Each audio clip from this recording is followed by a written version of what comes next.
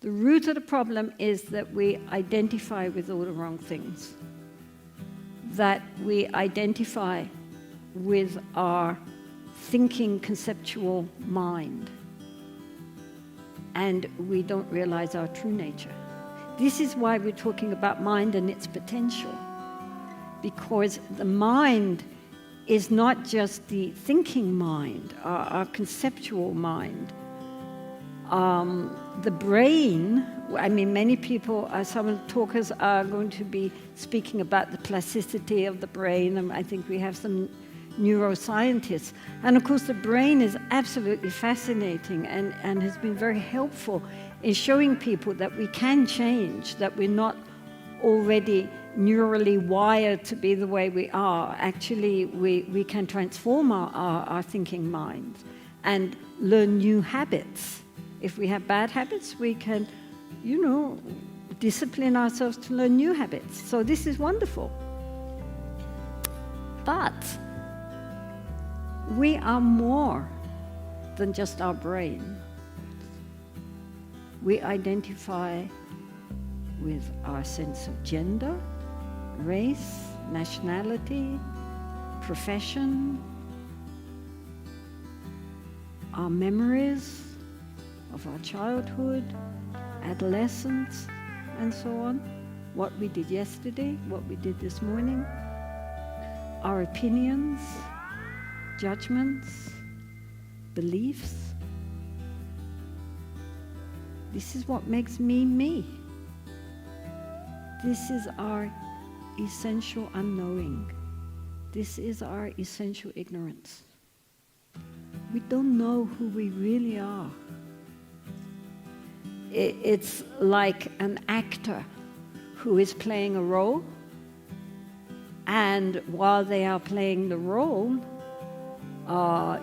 he absolutely identifies with his role. I mean, if it's a good actor, he becomes the character he's playing. But if, when he goes off stage, he still thinks he's Hamlet, he has a problem. And so this is the point, that yes, we play our role, and we play it the best we can, because this is the role we're given to play in this lifetime. But essentially, we know we are not that. It's very important to remember that the essential nature of our mind is wisdom and compassion.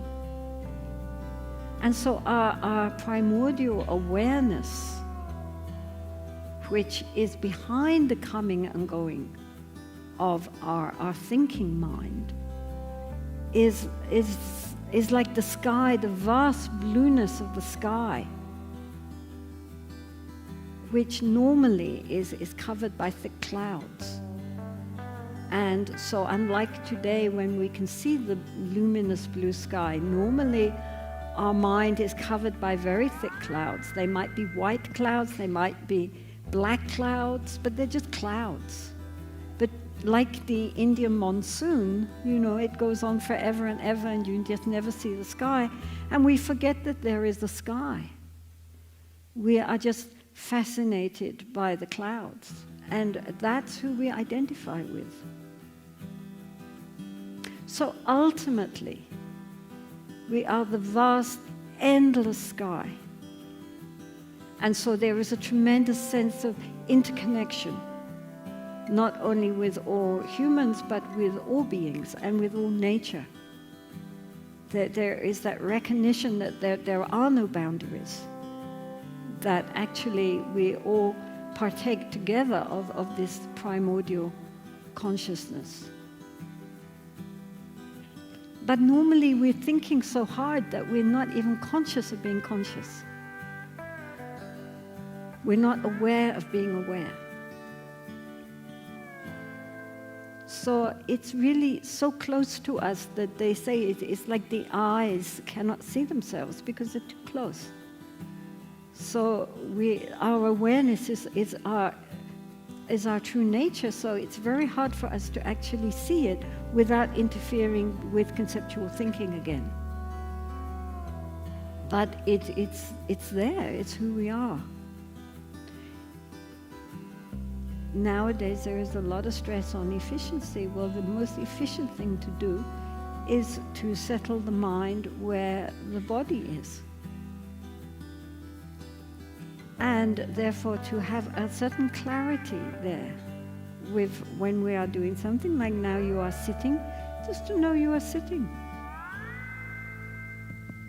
And if you are listening and not sleeping, then to know that you're listening. It's very simple. Actually, our lives have become so complicated, it's very important to simplify.